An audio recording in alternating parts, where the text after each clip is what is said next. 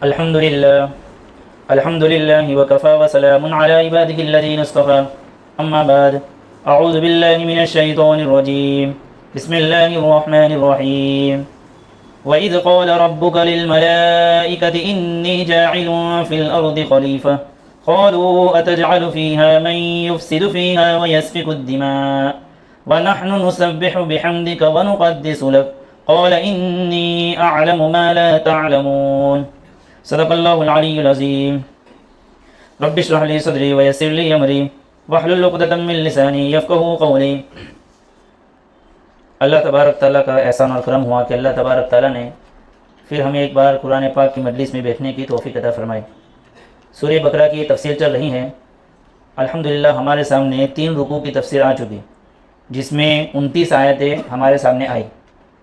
آگے چلنے سے پہلے اس 29 آیتوں کا خلاصہ مختصر انداز میں سمجھ لیجئے کہ اللہ تبارک تعالیٰ نے شروع میں قرآن کی حقانیت کو بیان کیا کہ ایسی کتاب ہے جس میں کوئی شک نہیں ہے۔ پھر اس کے بعد اللہ تبارک تعالیٰ نے 4 آیتوں میں ایمان والوں کا تذکرہ کیا جو متقی لوگ ہیں۔ پھر اس کے بعد اللہ تبارک تعالیٰ نے 2 آیتوں میں یعنی آیت نمبر 5 سے آیت نمبر 7 تک اللہ تبارک تعالیٰ نے کافروں کا تذکرہ کیا کہ اگر وہ کفر پر ڈٹے رہیں گے تو ان کا کیا عذاب ہوگا۔ پھر آیت نمبر 7 سے لے کر کے آیت نمبر 20 تک یعنی 13 آیتوں میں اللہ تبارک تعالیٰ نے منافقین کا تذکرہ کیا کہ ان کی کیسی کیسی بری عادتیں ہیں اور کیسے لوگوں کو وہ دھوکہ دیتے ہیں، وہ پورا تذکرہ 13 آیتوں میں ہوا۔ پھر اس کے بعد جو ہے آیت نمبر 21 سے لے کر کے آیت نمبر 29 تک اللہ تبارک تعالیٰ نے اسلام کے جو بنیادی 3 عقیدے ہیں، توحید، اللہ کو ایک ماننا، رسالت، نبی اکرم صلی اللہ علیہ وسلم کو آخری نبی ماننا، اور آخرت کے مرنے کے بعد اللہ کے سامنے حساب دینا ہے، ان 3 بنیادی عقیدوں کو تیسرے رکوع میں یعنی آیت نمبر 21 سے لے کر آیت نمبر 29 تک اللہ تبارک تعالیٰ نے اس کا ذکر فرمایا۔ یہ جہاں رکوع مکمل ہو رہا تھا، تیسرا رکوع، آج ہم چوتھے رکوع کو انشاءاللہ سمجھیں گے۔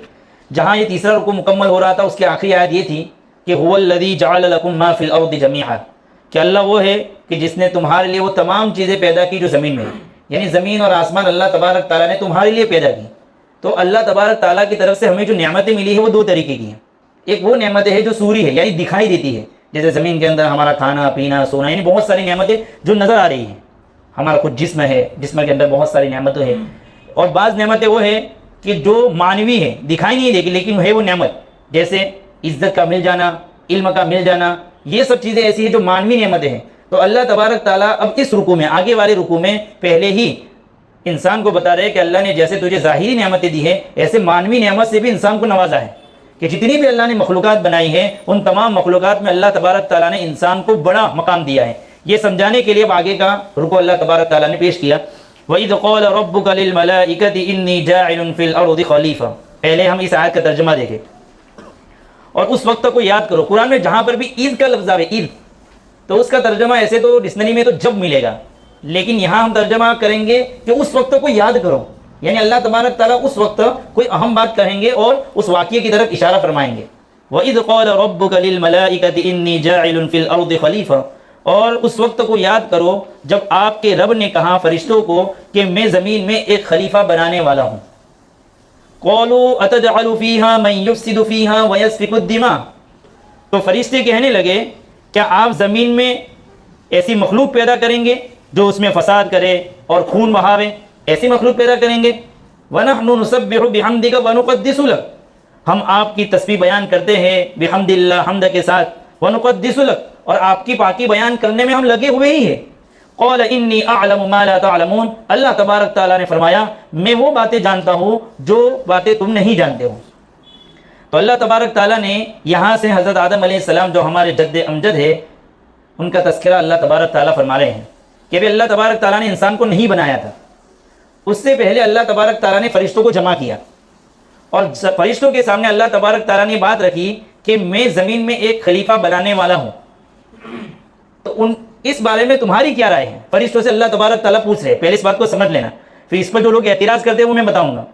تو فرشتوں نے کہا کہ اللہ تو ایسی مخلوق کیوں پیدا کر رہا ہے کہ جو زمین میں جا کے فساد پھیلائے گی اور خون ریزی کرے گی؟ یہ فرشتے اس لیے کہہ رہے ہیں کہ پہلے جو ہے زمین کے اندر اللہ نے جب زمین بنائی تو اس زمین میں پہلے اللہ نے فرشتوں کو آباد کیا تھا، فرشتے کئی سال تک فرشتے رہے زمین پر، پھر اس کے بعد اللہ تبارک تعالیٰ نے جناتوں کو بھیجا، 2000 سال تک جنات آباد رہے، تو جناتوں نے زمین میں بڑا فساد پھیلایا، بہت خون ریزی کی۔ اللہ نے پھر حکم دیا فرشتوں کے کہ ان کو اٹھاؤ اور جزیروں میں ڈالو، یعنی جو ویران جگہ ہے وہاں پر ان کو ڈالو اور زمین کو خالی کرو. تو جناتوں کو وہاں سے بھگایا. اب انسان کی باری آ رہی تھی. تو فرشتے یہ دیکھ کر کہ جناتوں کے اندر بھی دو مادے تھے, اچھائی کا بھی تھا, برائی کا بھی تھا, تو انہوں نے دنیا میں بہت فساد پھیلایا. تو انسان میں بھی اللہ وہی دو چیزیں رکھ رہے, خیر کی چیز بھی رکھ رہے, شر کی چیز بھی رکھ رہے. تو یہ بھی دنیا میں جا کر کئی جناتوں کی طرح فساد نہ پھیلاوے, اس لیے انہوں نے کیا رائے دی, یعنی اللہ کی اس بناوٹ پر بظاہر ہم کو یہ نظر آ رہا ہے کہ اعتراض کر دیا کہ اللہ ایسی مخلوق کیوں پیدا کر رہا ہے جو زمین میں فساد پھیلائے گی, خون ریزی کرے گی. اور رہا مسئلہ کہ تیری فرما برداری کا, تو وَنَحْنُ نُسَبِّحُ, ہم ہر وقت تیری تسبیح میں لگے ہوئے ہیں, تیری پاکی بیان ہم ہر وقت کیا کرتے ہیں. اگر کوئی دوسرا بھی کام ہوگا تو وہ بھی کر لیں گے, یعنی اگر کوئی دوسرا کام مقصود ہے اللہ تو اس میں بھی ہم فرما برداری کر لیں گے. یہ بات فرشتوں نے کہی. اللہ نے جواب دیا کہ میں جو باتیں جانتا ہوں وہ باتیں نہیں جانتے ہو, اس لیے تم کو اعتراض ہو رہا ہے. یہ اس آیت کا مقصد ہے. اب یہاں پر ایک اعتراض ہو رہا ہے کہ اللہ خالق ہے, تو اس خالق کے کام پر مخلوق, فرشتے مخلوق ہے, اللہ کی بنائی ہوئی چیزیں, وہ کیسے اعتراض کر سکتے ہیں؟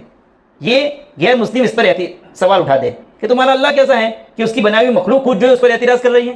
تو یہ اعتراض نہیں تھا, بلکہ یہ عرض تھی, درخواست تھی. یعنی کہ اللہ ہم یہ نہیں دیکھ پاتے ہیں کہ کوئی مخلوق آوے اور تیری نافرمانی کرے.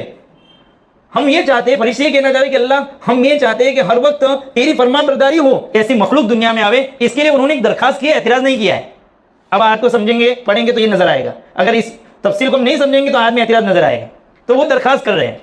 اب یہاں پر ایک اور بات ہے کہ اللہ تبارک تعالیٰ فرشتوں سے مشورہ کر رہے ہیں, ایسا نظر آ رہا ہے. حالانکہ مشورہ کرنے کی ضرورت کس کو پڑے گی؟ دو باتوں میں مشورہ کرنا پڑتا ہے. ایک تو آدمی کو مستقبل کا علم نہیں ہوتا ہے, تو 4-5 لوگوں سے مشورہ کرتا ہے کہ بھائی یہ دکان کھولوں, یہ کروں, فلانا کروں, تبھی کرے گا. تو اللہ کو اس کی ضرورت ہے, اس کو تو مستقبل کا علم ہے ہی. دوسرا مشورہ آدمی کب کرتا ہے کہ جب اس ڈپارٹمنٹ میں ایک جیسے لوگ ہو, ایک ہی عہدے کے لوگ ہو. جیسے اسمبلی میں ہوتا ہے کہ بھائی کوئی بھی کام کرنا تو اس کی بھی رائے لو, اس کی بھی رائے لو. ایک آدمی فیصلہ نہیں کر سکتا کیونکہ وہاں پر سب برابر کے لوگ ہوتے ہیں. یہاں پر اللہ کے برابر کوئی ہے نہیں, تو اللہ کو مشورے کی ضرورت ہے ہی نہیں, تو یہ مشورہ نہیں ہے. دوسری بات کہ پھر تو اطلاع ہوگی کہ اللہ تبارک تعالیٰ فرشتوں کو اطلاع دے رہے ہیں کہ میں انسان بنانے والا ہوں, تو یہ اطلاع بھی نہیں ہے. کیوں؟ اس لیے کہ اللہ کو کسی کام کرنے کے لیے کسی سے پوچھنے کی ضرورت نہیں ہے. وہ فعال لما یرید ہے, جو چاہتا ہے وہ کر سکتا ہے.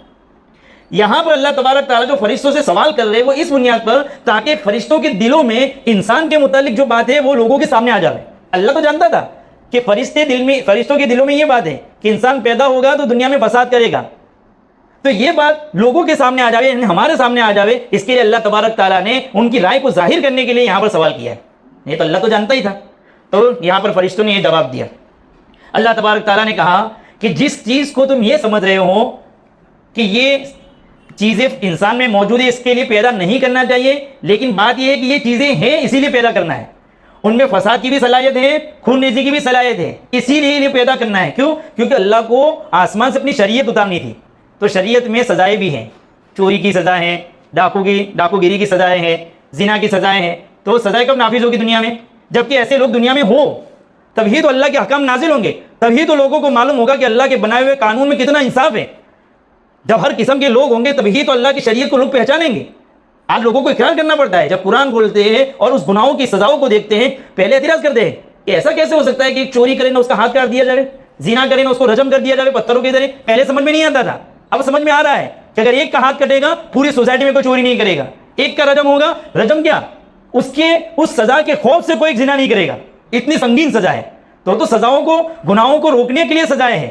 اور آج ڈھیر لے رکھیے تو کیا ہو رہا ہے, ہر جگہ پر چوریاں, زناگاری اسی بنیاد پر ہو رہا ہے. تو خیر اللہ تبارک تعالیٰ نے بتلایا کہ جس چیز کو تم انسان کی تخلیق کے لیے معنی سمجھ رہے ہو وہی چیز اس کے عین حکمت کے مطابق ہے. خیر اس آیت میں اللہ تبارک تعالیٰ نے یہ بھی سمجھا, اس میں ایک پیغام اور بھی ہے کہ اللہ کو مشورے کی ضرورت تو نہیں تھی, لیکن بظاہر قرآن کریم کی آیت کیا بتا رہی ہے کہ اللہ نے مشورہ کیا. یہ شکل اس لیے بنائی تاکہ ہم کو تعلیم دی کہ تم بھی اگر کوئی دینی یا دنیاوی کام کرو تو مشورے سے کرو. جیسے نبی اکرم صلی اللہ علیہ وسلم نے بھی ہم کو بتلایا کہ کام مشورے سے کرو. حالانکہ نبی اکرم صلی اللہ علیہ وسلم جو بھی بات کہتے تھے وہ اللہ کی طرف سے کہتے تھے, اس میں نقصان یا کوئی ایسی بات تھی نہیں جو اللہ کے حکم کے خلاف ہو, پھر بھی مشورے کرتے تھے. تو ہم کو مشورے کی تعلیم دینے کے لیے اللہ نے یہ شکل و صورت بنائی, اس لیے ہم بھی تو کوئی کام کریں تو مشورے سے کریں. یہاں پر ایک اور بات بتاتا چلوں, ہم لوگ جب کوئی بھی معاملہ کرنا ہوتا ہے, نکاح کا مسئلہ ہوا, گھر کا کوئی بھی, تو ہم لوگ استخارے کی طرف پہلے لپکتے ہیں کہ بھائی مولانا استخارے کی کیا دعا ہے. اور استخارے میں بھی بہت غلط فہمیاں چلتی ہے کہ بھائی رات کے وقت میں سوتے وقت پڑھنی چاہیے اور بالکل اس کے بعد بات نہیں کرنی چاہیے, فوراً سو جانا, یہ سب غلط عقیدے. چلتے پھرتے بھی آدمی استخارہ کر سکتا ہے. استخارہ کا مطلب ہوتا ہے اللہ سے خیر طلب کرو کہ اللہ میں یہ کام کرنے جا رہا ہوں تو اس میں خیر آ جائے, یہ بھی استخارہ ہے. اور وہ 2 رکعت کبھی بھی آدمی پڑھ سکتا ہے. خیر بتانا ابھی مجھے تو یہ ہے کہ استخارہ سے اہم چیز مشورہ ہے. یہ بات ذہن میں رکھیں کہ کوئی بھی مسائل ہو تو پہلے مشورہ کرے پھر اللہ سے خیر طلب کرے, یہ طریقہ ہے. تو خیر بتانا اس میں یہ تھا کہ اللہ تبارک تعالیٰ نے اس آیت میں ہم کو یہ تعلیم دی. اب آگے بات کیا چلی کہ فرشتوں کو معلوم نہیں, فرشتے یہ کہنا چاہ رہے تھے کہ اللہ اس کام کے لیے جو تو انسانوں کو دینے والا ہے ہم کو دے دے. اللہ نے کہا کہ تم کو اس کی حکمت معلوم نہیں ہے, یعنی اللہ نے جو پہلا جواب ان کو دیا ہے وہ حاکمانہ دیا ہے. جیسے ایک باپ اپنے بیٹے کو کہے میں تیرا باپ ہوں اس کے لیے کہہ رہا ہوں, پہلا جواب اس کا یہ ہے. بچہ کہے کہ ایسا کیوں, اس کے لیے کہ میں تیرا باپ ہوں. ایک جواب یہ حاکمانہ جواب, اور ایک جواب ہوتا ہے حکیمانہ, یعنی اس کی وجہ بیان کر دیں گے. تو اللہ نے دونوں طریقے اختیار کیا کہ میں تیرا رب ہوں, تیرا اللہ ہوں, میں وہ باتیں جانتا ہوں جو تو نہیں جانتا ہے. اب اللہ حکیمانہ انداز کرے, لیکن اس سے پہلے کم ہی سمجھے. یہ جب فرشتوں کو یہ بات معلوم ہو گئی کہ انسان تو بننے والا ہی ہے, تو فرشتوں کی دوسری درخواست یہ ہوئی کہ جب وہ دنیا میں جائیں تو ان کے اصلاح کے لیے تو کس کو بھیجے گا. تو اللہ تبارک تعالیٰ انسانوں کی اصلاح کے لیے انسانوں کو بنانے والا تھا نبیوں کی شکل میں. فرشتوں نے یہ درخواست کی کہ اللہ تعالیٰ تو ہم کو خلیفہ بنا دے, یعنی ہم ان کی جا کر اصلاح کریں تاکہ اچھے سے نظام چلے. ان کی یہ درخواست ہوئی.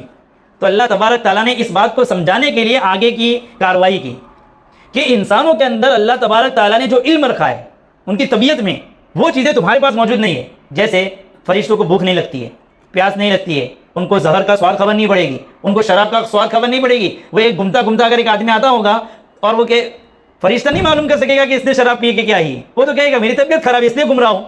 ایک انسان ہوگا تو معلوم کرے گا کہ یہ شرابی ہے. تو جو چیزیں انسان کی طبیعت میں وہ فرشتوں کی طبیعت میں نہیں ہے. اب اگر اصلاح کے لیے فرشتے کو نبی بنا کر بھیج دیا جائے تو کیا صحیح فیصلے کر پائیں گے فرشتے؟ نہیں کر پائیں گے, اس لیے کہ وہ انسانوں کی طبیعت سے واقف ہی نہیں ہے. اس لیے اللہ تبارک تعالیٰ نے اس کے امتحان لیا فرشتوں کا. کیسے, وہ امتحان کا ذکر ہے آگے. وَعَلَّمَ آدَمَ الْأَسْمَاءَ كُلَّهَا, اللہ تبارک تعالیٰ نے آدم علیہ السلام کو تمام نام سکھا دیے جو زمین کے متعلق اور زمین میں خلافت کے لیے جو جو چیزوں کی ضرورت ہے اس کے نام سکھا دیے. نام کا مطلب ہوتا ہے اس کے تمام کیفیت کے ساتھ, یعنی یہ چیز کیا کام کرے گی وہ بھی اللہ نے بتا دیا. نام سے مطلب یہ ہے. اور عام طور پر آدمی جو نام رکھتا ہے نا کسی چیز کا تو اس کے کام کے حساب سے رکھتا ہے. ہم جب نام رکھتے ہیں تو کام کے حساب سے رکھتے ہیں. جیسے بھائی رومال ہے, ہم رومال کئی دنوں سے رومال, لیکن یہ رومال کا نام کیسے رکھا ہے اس کے کام کے حساب سے. کہ روح کا معنی ہوتا ہے چہرے کے اور مال کا مطلب ہوتا ہے ملنے کے. تو چونکہ اس کے ذریعے سے آدمی چہرے کو ملتا ہے اس کے لیے اس کا نام رکھ دیا رومال. ایسے دنیا میں بہت ساری چیزیں ہیں. نماز کو نماز کیوں کہا جاتا ہے؟ میں نماز کا مطلب ہے جھکنا, دعا کرنا, گناہوں کو مٹانا, اس کے لیے آدمی نے اس کا نام نماز رکھا ہے. تو آدمی جب کوئی نام طے کرتا ہے تو اس کے کام کے حساب سے طے کرتا ہے. تو اللہ نے آدم علیہ السلام کو نام سکھایا, مطلب اس کے کام بھی سکھا دیے. رہتی دنیا تک جو تو ہونے والا ہے, زمین کیا کام کرے گی اور اس کے متعلق جتنی بھی چیزیں کیا کام کرے گی, اللہ نے ان کو سکھا دیا. ابھی بات ہو گئی. پھر آگے اللہ تبارک تعالیٰ نے فرشتوں کے سامنے آدم علیہ السلام کو پیش کیا. ثم عرضهم علی الملائکہ, آدم علیہ السلام کو فرشتوں کے سامنے پیش کیا. اور یہ جو امتحان ہوا ہے نا وہ زمین پر ہوا تھا, جنت میں نہیں ہوا ہے, نہ آسمانوں میں ہوا ہے, زمین میں ہوا ہے. پھر فقال انبئونی باسماء هؤلاء ان کنتم صادقین, پھر اللہ تبارک تعالیٰ نے فرمایا فرشتوں کو کہ تم مجھ کو بتلاؤ ان چیزوں کے نام. بہت ساری چیزیں ہیں, ان چیزوں کے نام بتا دو. اللہ نے فرشتوں سے پہلے سوال کیا. یہاں پر لفظ سننا ایک بہت لطیف چیز سمجھ میں آئے گی. اللہ تعالیٰ یہی کہہ رہے ہیں فرشتوں کے تم مجھ کو بتلاؤ ان چیزوں کے نام کیا ہے, یعنی یہ چیزیں کیا کام کرتی ہے زمین میں, بتلاؤ. ان کنتم صادقین, اگر تم صحیح ہو, یعنی تم یہ چاہتے ہو کہ ہم زمین میں جا کر اصلاح کا کام کر سکتے ہیں تو بتاؤ کہ یہ چیزیں کیا کام آئیں گی. کیونکہ اصلاح کے لیے پہلے وہ چیزیں کیا کیسے کام کرتی ہیں معلوم ہونا ضروری ہے. انسان کیسے کام کرتا ہے, اس کو بھوک لگتی ہے تو کیا ضرورت پڑے گی, پیاس لگے گی تو کیا ضرورت پڑے گی, وہ سب چیزیں بتلاؤ. تو فوراً, حالانکہ جب اللہ تبارک تعالیٰ نے آدم علیہ السلام کو علم دیا تھا اس وقت فرشتے بھی موجود تھے, لیکن آدم علیہ السلام نے وہ علم لے لیا, فرشتے اس کو نہیں سمجھ سکے. کیسے سمجھیں گے؟ جب بھوک کا چیپٹر, مثال کے طور پر بھوک کا چیپٹر سمجھایا جاتا ہوگا تو اس وقت فرشتے کو کیا لینا دینا. جیسے آج ہمارے سامنے بھی جو فیلڈ ہماری نہیں ہے اس کے ٹرمز استعمال کیے جاوے تو ہمارے اوپر سے جائیں گے, وہ کیا کہہ رہے, کیا بات ہو رہی ہے, سمجھ میں نہیں آ رہی. حالانکہ اس نے علم تو دے لیا, اس وقت بیٹھا ہوا ہے, لیکن سمجھ میں نہیں آئے گی.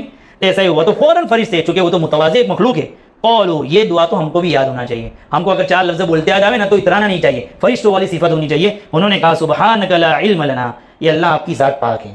لا علم لنا, ہم کو کچھ بھی علم نہیں ہے, الا ما علمتنا, مگر اتنا ہی مل سکتا ہے جتنا تو دے دے. تو جتنا بولنا ہم کو سکھائے گا اتنا ہی کہہ سکتے ہیں.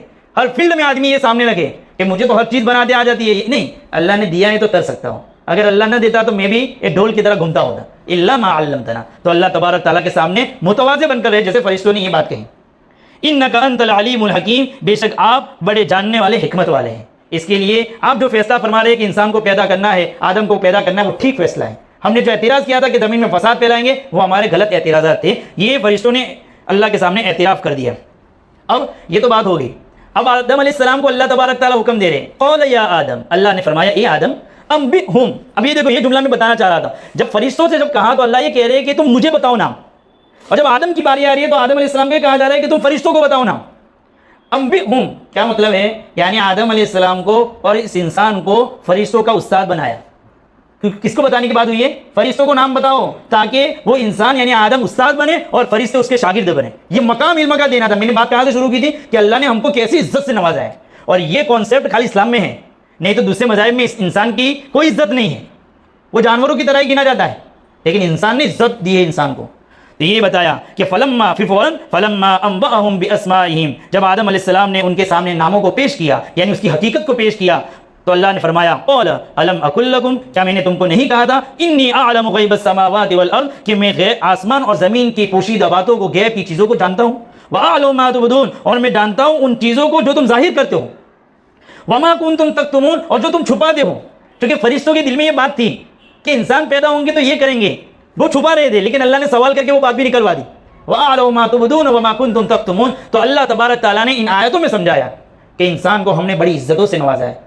अब इंसान को क्या चाहिए कि उस अल्लाह की जिसने इतनी इज्जतें दी है सब मखलूक के सामने, तीन मखलूक है, बड़ी मखलूक, फरिश्तों की मखलूक जिसमें खैर ही खैर है, एक वो मखलूक जो जिन शयातीन की है उसमें शर ही शर है, और इंसान जिसमें खैर और शर दोनों अल्लाह ने रखा, और उसको अल्लाह ने बड़ी इज्जत दी। ये तो अल्लाह ने इल्मी एतबार से समझाया कि इंसान का ये मकाम है। अब अमली तौर पर समझा रहे आगे कि इंसान का ये मकाम अमली तौर पर भी आना चाहिए कि इंसान बड़ी मखलूक है, शफुल मखलूक है। उसके लिए आगे की आयत देखो, वइज़ कुल्ना, और उस वक्त को भी याद करो, कुल्ना हमने कहा, किनको, लिल मलाइकती, फरिश्तों को, क्या कहा, उस्जुदू लि आदम, आदम अलैहिस्सलाम के सामने सजदा करो, फसजदू इल्ला इब्लीस, तो फरिश्तों ने सजदे किए मगर इब्लीस ने नहीं किया, अबा, उसने इनकार किया, वस्तकबर, और तकब्बुर किया, वकान मिनल काफिरीन, और वो काफिरों में से था ही, पहले से ही वो मुनाफिक अंदर रखा हुआ था कुफ्र, अल्लाह ने उसका भी जाहिर कर दिया। तो अल्लाह तबारक ताला ने फरिश्तों को हुक्म दिया। देखो इस आयत में भी एक सवाल होता है कि अल्लाह तबारक ताला ने यहाँ पे फरमाया कि फरिश्तों को हुक्म दिया, तो इब्लीस का क्या लेना देना, क्योंकि इब्लीस तो फरिश्तों में से था नहीं, तो इब्लीस ने अगर सद्दा नहीं किया तो उसको डांट डपट क्यों हुई, हुक्म तो फरिश्तों को था, ये सवाल होता है। लेकिन अल्लाह तबारक ताला ने इसमें समझाया कि फरिश्ते उस वक्त की सबसे बड़ी मखलूक थी, तो ये बताना है कि जब बड़ों को हुक्म है तो छोटे तो बदल औला इस हुक्म में आएंगे। इसी बुनियाद पर शैतान को भी एतराज़ नहीं हुआ। जब शैतान को कहा गया कि तूने क़ौल मा मनाअका अल्ला तस्जुद इज़ अमरतुक, कि तुझे जब सजदे का हुक्म दिया तो तूने सजदा क्यों नहीं किया, तो उसने ये नहीं कहा था अल्लाह तूने मुझे हुक्म ही नहीं दिया है, ऐसा नहीं कहा, बल्कि उसने क्या कहा, खलक़तनी मिन नार व खलक़तनी मिन तीन, अल्लाह तूने मुझे जो है आग से पैदा किया है और आग तो ऊपर जाती है, और इसको मिट्टी से पैदा किया है और मिट्टी तो नीचे रहती है, तो मैं कैसे उसके सामने सजदा करूं। तो ये उसने तकब्बुर किया था। तो इब्लीस भी समझता था कि ये हुक्म मुझको भी था, लेकिन वो तकब्बुर के मारे सजदा उसने नहीं किया। यहाँ पर शैतान अगर मुतवाज़े होता तो ये कहता, सवाल समझना, वो ये कहता कि वो फरिश्ते नूर से बने हुए हैं, जब उन्होंने सजदा किया तो मैं तो नार से, आग से बना हुआ हूँ, मैं तो ये तरीका उल्ला सजदा करूँगा, उसको ये कहना चाहिए था। लेकिन वो आया तकब्बुर था ना, तो आदमी फिर ऐसा सोचता है। उलमा ने इसलिए बयान किया है कि शैतान में तीन आइन मौजूद थे, आइन, एक आइन मौजूद नहीं था। वो आलिम बड़ा था, आलिम बड़ा आलिम था, ताउसुल मलाइका कहा जाता था उसको, इतना इल्म था उसको। एक आबिद भी बड़ा आबिद था, ज़मीन का कोई हिस्सा उसने नहीं छोड़ा होगा कि जहाँ पर उसने इबादत न की हो। आबिद भी था, आलिम भी था, आबिद भी था, आरिफ भी था, यानी अल्लाह को पहचानता था वो। इसी बुनियाद पर तो जब अल्लाह ने उसको निकाला कि निकल यहाँ से, तो वो जानता था कि अल्लाह गज़ब की हालत में भी दुआ को कबूल करते हैं, इसीलिए तो उसने कहा कि मुझे मोहलत दे दो क़यामत के दिन तक। अल्लाह ने मोहलत दे दी। आरिफ भी था, अल्लाह को जानता भी था, एक चीज़ नहीं थी उसके अंदर, आशिक नहीं था वो। आशिक जो होता है वो हुक्मों पर चूटिरा नहीं करता है, वो तो सोचता है कि मेरे आका का हुक्म है, मुझे समझ में आवे या ना आवे, मुझे करना है। इसलिए हमारे सामने भी एक वाज़ेह हुक्म आ जावे, कुरान और हदीस का हुक्म आ जावे, फिर वहाँ पर दिमाग नहीं चलाने का, वहाँ पर एक अल्लाह का हुक्म है, पहले करो, फिर बाद में उसको समझेंगे। ये तो वो आशिक नहीं था, इसके लिए वो तबाह बर्बाद हुआ है, वकान मिनल काफिरीन। अब ये मसला ख़त्म हो गया, अल्लाह तबारक ताला ने उसको अपने दरबार से हटा दिया। अब आगे आदम अलैहिस्सलाम मौजूद है, अब उनकी तरबियत करनी थी, चूँकि उनको ज़मीन में खलीफा बनाना था। इसलिए अल्लाह तबारक ताला ने वकुल्ना या आदम उस्कुन अंत व ज़ौजुकल जन्नह, हमने कहा कि ये आदम तुम, ये इबारत भी देखना ध्यान से, खाली इतने लफ्ज़ से उलमा ने तीन मसले निकाल दिए हैं। वकुल्ना या आदम उस्कुन अंत व ज़ौजुकल जन्नह, कि तुम और तुम्हारी बीवी जन्नत में रहो। पहले अल्लाह तबारक ताला ने आदम अलैहिस्सलाम को जन्नत में भेजा, जन्नत की सब नेमतें थी, लेकिन फिर भी बेचैनी रहती थी। तो अल्लाह तबारक ताला ने एक मरतबा, वो सोए हुए थे और सोकर जैसे उठे तो पास में हवा थी, हमारी दादी अम्मा। तो कौन? आदम अलैहिस्सलाम ने सवाल किया कि मैं तुम्हारी बीवी हूँ, यानी तुम्हारी बीवी औरत, अल्लाह तबारक ताला ने मुझे तुम्हारी दाई पसली से बनाया है। یہ پورا اللہ تبارک تعالیٰ نے اس طریقے سے اماں جان کو، دادی اماں کو پیدا کیا.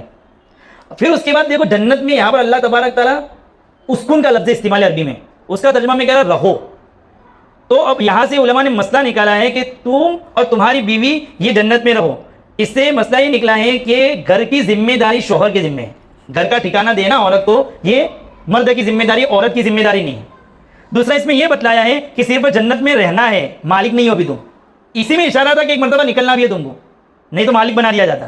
یہ اشارہ تھا کہ یہاں پر چند دن رہنا ہے، پھر اس کے بعد تم کو دنیا میں جانا ہے. تو یہ اللہ تبارک تعالیٰ نے اس میں یہ الفاظ استعمال کیے. پھر آگے کیا ہے؟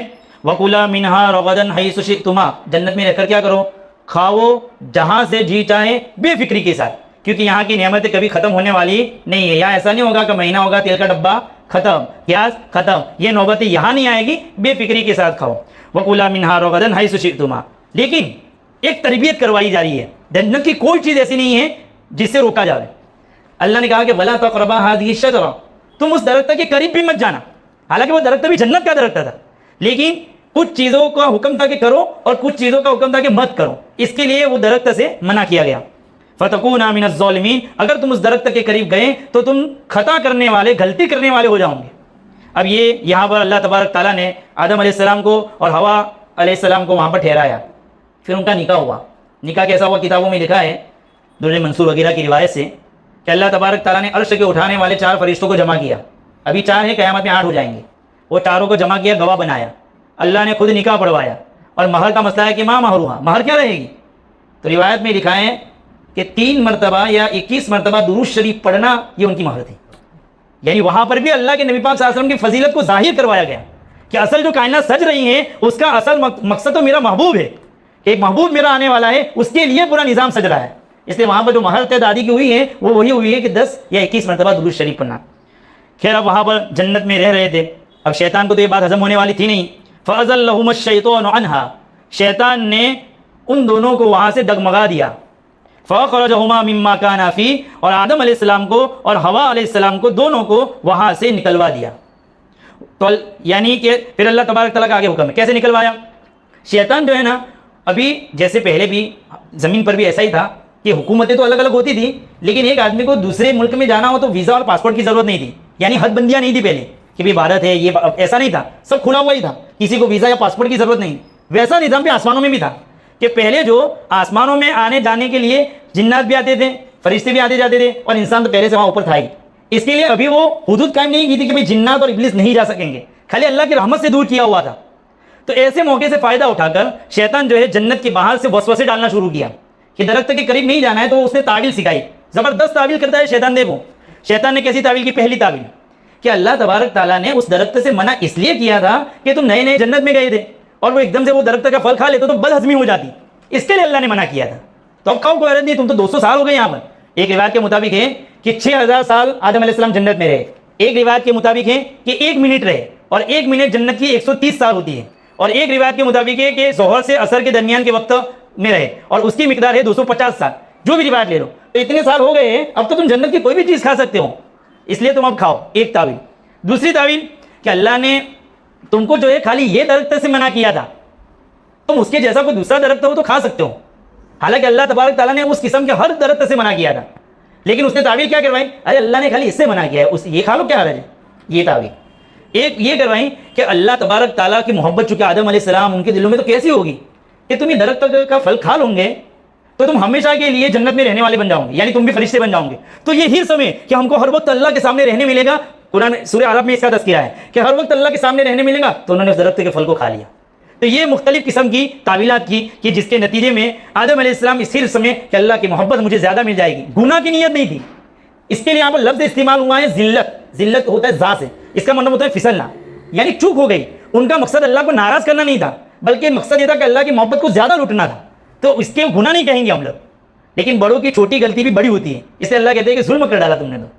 تو یہ مسئلہ ہوا. اب یہاں پر ایک سوال کہ کون سا درخت تھا، کیا تھا، تو روایت میں الگ الگ چیزیں ملتی ہے کہ گندم تھا، انگور تھا، انجیر تھا. لیکن جتنی بھی روایت ہے وہ سب معتبر نہیں ہے، کوئی بھی معتبر نہیں ہے. تو قرآن نے جب نہیں بیان کیا تو ہم اس کے پیچھے کیوں لگے؟ قرآن نے کہا کہ گندم تھا کہ انگور تھا، قرآن نے کہا کہ درخت تھا، تو بس ہم اس پر لوگ ہو جائیں گے. درخت تھا کوئی بھی ہو، اس کے لیے یہاں پر وضاحت نہیں کی اور روایتوں میں بھی موجود نہیں ہے، اور وہ سب ضعیف روایتیں، معتبر روایتیں نہیں ہیں. خیر اب جب انہوں نے درخت کا پھل کھا لیا تو اس کے بعد اللہ کا حکم آیا یہ جو ہے حاکمانہ حکم ہے غضب والا. وَقُلْنَا اهْبِطُوا بَعْضُكُمْ لِبَعْضٍ عَدُوٌّ, ہم نے کہا کہ تم یہاں سے اترو اور تم آپس میں ایک دوسرے کے دشمن رہوں گے, جاؤ یہاں سے. ایسے اللہ تبارک تعالیٰ نے ان کو زمین پر اتار دیا. اب یہاں پر کون کون اترے؟ آدم علیہ السلام, ہوا اور شیطان. تو شیطان اور انسانوں کے آپس میں دشمنی ہے, اس لیے کہا کہ تم آپس میں دشمن ہوں گے. اور ایک تفسیر یہ ہے کہ تم آپس میں دشمن ہوں گے یعنی تمہارے اولادیں آپس میں لڑ کرے گی. ہو رہا ہے, اولادیں لڑ رہی ہیں تو تم آپس میں دشمن ہوں گے. لیکن ایک بات یہ بھی ہے کہ زمین میں ہمیشہ نہیں رہنا ہے. وَلَكُمْ فِي الْأَرْضِ مُسْتَقَرٌّ, تمہارے لیے زمین میں ایک مدت تک ٹھہرنا ہے. وَمَتَاعٌ إِلَىٰ حِينٍ, اور ایک مدت تک وہاں فائدہ حاصل کرنا ہے. یعنی اب اصل جو مقصد تھا کہ ان کو زمین پر اتارنا ہے وہ ہو چکا. اب جب یہ معاملہ آدم علیہ السلام کے ساتھ ہو, اس کی بہت لمبی تفصیل اگر چلنے جائیں گے آدم علیہ السلام کے قصے کو تو ہفتے نکل جائیں گے, لیکن اپنے رکوع مکمل کرنا ہے. ایسے بھی وقت تو زیادہ ہو ہی رہا ہے لیکن یہ مکمل ہو جا رہا ہے. تو اب آدم علیہ السلام بے چین ہو گئے کہ کبھی زندگی میں غلطی ہوئی نہیں ہے, اب یہ غلطی اللہ سے ہو گئی ہے تو دعا اللہ سے درخواست کیسے کروں میں, اس کے لیے کیا لفظ استعمال کروں, یعنی دعا کا طریقہ نہیں معلوم تھا. لیکن ان کی بے چینی تھی. روایتوں میں آتا ہے کہ 200 سال تک وہ روئے ہیں اور 40 سال تک انہوں نے منہ نہیں اٹھایا ہے شرم کے مارے اللہ سے. اور دادی کو جو ہے جدہ میں اتارا, اور آدم علیہ السلام کو سری لنکا میں, ایک روایت میں ملتا ہے ابھی جو پڑھ رہا تھا میں اس میں اندر لکھا ہے حوالے سے, سری لنکا میں نہیں, اس وقت وہ بھارت کا حصہ تھا, تو وہاں پر ابھی بھی کچھ کہتے ہیں کہ وہاں کے قدم کے نشانات موجود ہیں. تو آدم علیہ السلام کو اللہ نے وہاں اتارا. اب جو ہے دعا کے الفاظ نہیں مل رہے تھے تو اللہ ہے وہ تو بڑا رحم کرنے والا ہے. فَتَلَقَّىٰ آدَمُ مِن رَبِّهِ, اس کے رب نے آدم علیہ السلام کو کچھ کلمات ہدیے کی, یعنی توبہ کے کلمے سکھائے. فَتَابَ عَلَيْهِ, انہوں نے توبہ کی اس کے ذریعے سے, اور اللہ نے وہ توبہ کو قبول کی. یہ ایسا ہی ہے جیسے ایک غلام آقا کی نافرمانی کرے, وہ کانپ رہا ہو تو آقا اس کو بلا کرے گئے, اس نے ندامت ہو گئی ہے, چل اتنا کہتے کہ میں آئندہ ایسا نہیں کروں گا. جب وہ ایسا کہتا ہے تو چھوڑ دیتا ہے. جیسے بچوں کو بھی کہتے ہیں کہ ایسا مت کرنا, آئندہ ایسا بول, وہ بولتا ہے پھر چھوڑ دیتا ہے. تو اللہ نے بھی وہ رحم کا معاملہ کیا, کچھ کلمات سکھائے اور وہ کلمات پڑھے, اللہ نے توبہ کرو. انہ هو التواب الرحیم, خوب توبہ قبول کرتا ہے اور رحم کرنے والا ہے. اب یہاں پر کون سے کلمات تھے تو سورہ اعراف میں چلے جاؤ. ربنا ظلمنا انفسنا وان لم تغفر لنا وترحمنا لنكونن من الخاسرین, اے ہمارے پروردگار ہم نے ہماری ذاتوں پر بڑے ظلم کیے. ظلمنا انفسنا, اے اللہ اگر تو ہماری مغفرت نہیں کرے گا تو ہم تو بڑا نقصان اٹھا لیں گے. یہ ایسے کلمات ہیں کہ آدمی کو اپنے لیے بھی, کیونکہ ہم بھی کتنی نافرمانیاں کرتے ہیں کہ اللہ تو اگر معاف نہیں کرے گا تو ہم کہیں کے نہیں رہیں گے, اس لیے کہ کوئی دوسرا دروازہ ہی نہیں ہمارے پاس. وان لم تغفر لنا وترحم, رحم فرما دے ہم پر, وترحمنا لنكونن من الخاسرین, نہیں تو ہم سے بڑا کوئی نقصان اٹھانے والا دنیا میں نہیں ہوگا. یہ دعا کے الفاظ تھے. یہ جب دعا مانگے اللہ نے ان کی دعا کو قبول فرما دیا. آدمی کوئی بھی لفظ سے دل میں اللہ سے مانگتا ہے اللہ دعا کو قبول کرتا ہے, لیکن قرآن کے الفاظ جب ہوتے ہیں تو جلدی دعا قبول ہوتی ہے. اب دعا تو قبول ہو گئی لیکن ایسا نہیں ہو کہ واپس ان کو جنت میں پہنچا دیا گیا, نہیں, کیونکہ اصل مقصد تو کیا تھا, زمین میں اترنا ہی تھا. قُلْنَا اهْبِطُوا مِنْهَا جَمِيعًا, ہم نے کہا کہ تم سب کے سب زمین میں اتر جاؤ. لیکن اب یہ جو حکم ہے نا وہ ٹھنڈا حکم ہے. اب آگے کہا جا رہا ہے فَإِمَّا يَأْتِيَنَّكُم مِّنِّي, میری جانب سے تمہارے پاس اب ہدایت آئے گی, قرآن کی شکل میں, کتابوں کی شکل میں, نبیوں کی شکل میں. اب کیا کرنا ہے, فمن تبع ہدایا, جو میری ہدایت کی اتباع کرے گا, فلا خوف علیہم ولا هم يحزنون, اس پر نہ کوئی خوف ہوگا اور نہ غمگین ہوگا. یعنی خوف اور غم اس کی زندگی سے نکل جائے گا. ایک ایمان والوں میں جب صحیح معنوں میں ایمان اترتا ہے تو وہ نہ ڈرتا ہے اور نہ پیچھے والی چیزوں کے چھٹنے پر روتا ہے. غم تو ہوتا ہے لیکن وہ غم نہیں کہ جس کے نتیجے میں آدمی ختم ہی ہو جا رہا ہے. بھائی کوئی انتقال کر جائے غم تو ہوگا, لیکن وہ یہ بھی سوچے گا کہ میرے اللہ کی دی ہوئی نعمت تھی اس نے لے لی, اور آگے بھی کوئی خطرات نہیں رہتے, محسوس نہیں کرتا ہے میں تو اللہ کے حکم پر چلتا ہوں. روزی دینے والا بھی وہی ہے, جلانے والا بھی وہی ہے, موت دینے والا بھی وہی ہے. وہ حالت سے گھبراتا نہیں ہے, وہ ڈراتا ہے تو ڈرتا نہیں, حکومت ڈراتی ہے تو وہ کہتا ہے میں تو اللہ میرے ساتھ ہے. فلا خوف علیہم ولا هم يحزنون. اس لیے ہم بھی عقیدہ مضبوط کریں. ایسے مایوس ہم جو ہے میڈیا پر سنتے کچھ تو مایوس ہو جاتے. کیوں مایوس ہوں گے؟ ارے میں اس اللہ کو مانتا ہوں جس نے کائنات بنائی ہے. فلا خوف, یہ عقیدوں کو مضبوط کرے, یہ اللہ سمجھا رہے. لیکن جو نافرمان ہے والذین کفروا, جنہوں نے کفر کیا, وکذبوا بآیاتنا, اور ہماری آیاتوں کو جھٹلایا, یعنی توحید کی تعلیم کو روزانہ دیکھتے ہیں پھر بھی انہوں نے ایکسیپٹ نہیں کیا, قبول نہیں کیا. اولئک اصحاب النار, یہی لوگ جہنمی ہیں, ہم فیہا خالدون, جس میں وہ ہمیشہ ہمیشہ رہیں گے. اب یہاں پر ایک بات بتا کر اپنی بات پوری کر دوں. آپ کو یہ سوال ہوتا ہوگا کہ اللہ تبارک تعالیٰ کو جب زمین میں آدم علیہ السلام کو بھیجنا ہی تھا تو سیدھے بھیج دیتے. یہ درمیان میں جنت میں تھوڑے دن رکھا, پھر شیطان نے وسوسہ ڈالا, پھر وہ زمین پر اترے, یہ سب کیوں کروایا گیا؟ یہ ہمارے لیے کروایا گیا کہ جس دنیا میں تم جا رہے ہو اس دنیا میں سب سے بڑا دشمن تمہارا کون ہوگا وہ بتلانا تھا. اس کے لیے اللہ تبارک تعالیٰ نے کروایا کہ شیطان تمہارا سب سے بڑا دشمن ہو. اب یہ دنیا میں رہ کر تم کو یہ بھی معلوم کرنا ہے کہ تمہارا اصل ٹھکانہ دنیا نہیں ہے. یہ سمجھانا تھا کہ تمہارے باپ دادا کی اصل زمین تو جنت ہے, اصل منزل وہ ہے, تاکہ تم دنیا میں اس کی فکر کرو. اور ایک بات یہ بھی کہ دنیا میں جب چلو گے تو رکاوٹیں آئے گی, کبھی گناہ ہو جائیں گے, کبھی یہ ہو جائے گا, تو رکاوٹیں آئے گی تو تم کیا کرو گے؟ تو ہم کو اگر یہ نہ بتایا جاتا تو ہم کیا کرتے؟ تو ہم کو بتایا گیا کہ جیسے تمہارے دادا نے کیا کہ جیسے ان کو رکاوٹ پیش آئی, ان کو نیچے اتارا گیا تو توبہ کی, تم بھی توبہ کر لینا, میں تمہاری توبہ کو معاف کر دوں گا. تو اس کے لیے اللہ تبارک تعالیٰ نے پورا نظام سجایا, نہیں تو اللہ ایسے ہی بھیج سکتا. اس لیے اس قرآن کے اس رکوع میں بہت سارے سبق موجود ہیں. ہم اس کا آیتوں کا جو پرچے دیے گئے اب آیتوں کو پڑھیں گے تو وہ آیت ہمارے سامنے آئے گی, تو ہم اس پر عمل کرنے کی کوشش کریں اور اللہ کو صحیح معنوں میں ہم رب مان لیں. یعنی اب اللہ کے حکم کو توڑنا نہیں, بس زندگی میں ٹھان لیں. اللہ سبب پیدا کرے گا لیکن ارادے تو کریں. ہم گھبراتے کہ میں دین کا کام کو پتہ نہیں کیا ہو, کیوں گھبرا رہے ہیں ہم لوگ؟ ٹھان لیں کہ بس اللہ کا حکم اب زندگی میں نہیں توڑنا ہے. ٹوٹ جائے گا توبہ کر لیں گے. اللہ تبارک تعالیٰ ہم کو صحیح معنوں میں ان باتوں پر عمل کرنے کی توفیق عطا فرماوے. آمین. وآخر دعوانا ان الحمد للہ رب العالمین.